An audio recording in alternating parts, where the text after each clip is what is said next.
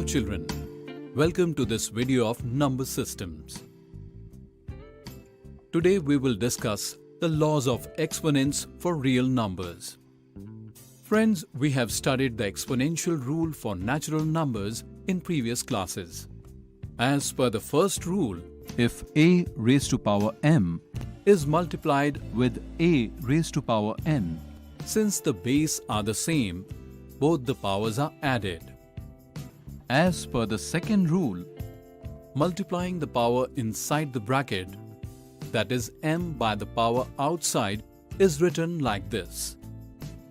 And here on dividing a raised to power m by a raised to power n results in a raised to power m minus n. As per the last rule, if the bases are different but the exponents are the same, then multiplying them gives the number to be written in this manner. Friends, have you noticed the third rule?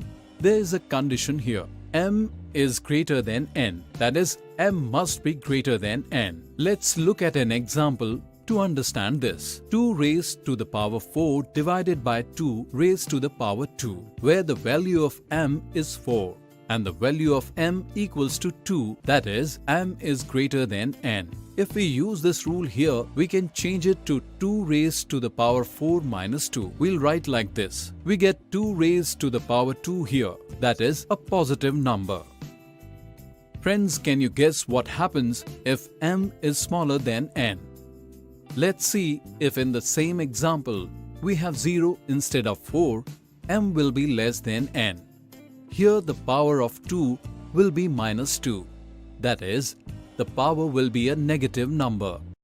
We know that a raised to power 0 is equal to 1. We place a raised to power 0 instead of a raised to power m. We get a raised to power minus n, which is 1 by a raised to power n. Now we can use these rules for negative powers as well. Let's see some examples. If we use the first rule, we can write 2 raised to the power minus 4 multiplied by 2 raised to the power minus 2 as 2 raised to the power minus 6. In the second example, we'll use the second law. It has m equals to 2 and n equals to minus 4. So we multiply both the powers and write it as 2 raised to the power minus 8. And here we use the third rule. So we get 2 raised to the power minus 6. In this example, using the rule, we multiplied 2 by 3 and got this result.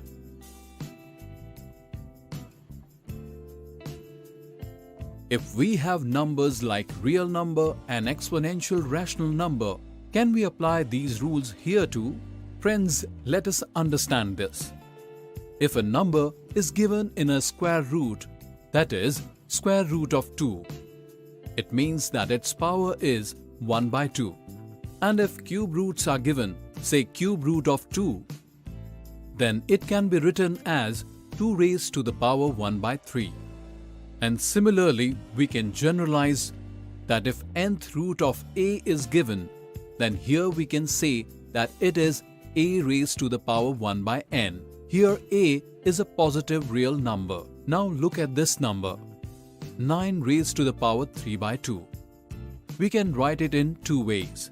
The first method is 9 raised to the power 3 by 2, which can be written as the square root of 9 in brackets to the whole power of 3. Square root of 9 is 3. 3 raised to the power of 3, and we get the result as 27. And in the second method, first we'll take the cube of base number and then the whole raised to the power 1 by 2. So cube of 9 is 729 and 729 raised to the power 1 by 2 is nothing but square root of 729, which is equal to 27. If the power of a real number is in the form of a fraction, and if the same fraction can be simplified further to make the calculation easier, the fraction should be written in its simplest form. As in this example, we divide 6 by 9 by 3 and we get 2 by 3. Looking at all these facts, we can say that if a is a positive real number and m and n are integers with no common factor other than 1, And if n is greater than 0, then a raised to the power m by n can be written as nth root of a the whole raised to the power m, or nth root of a raised to the power m. Now we can define the laws of exponents as if a and b are positive real numbers and p and q are rational numbers, then these laws will be something like this.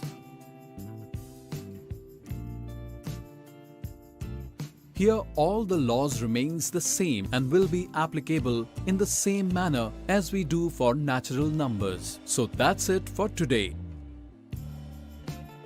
In this session, we have discussed about the laws of exponents for real numbers.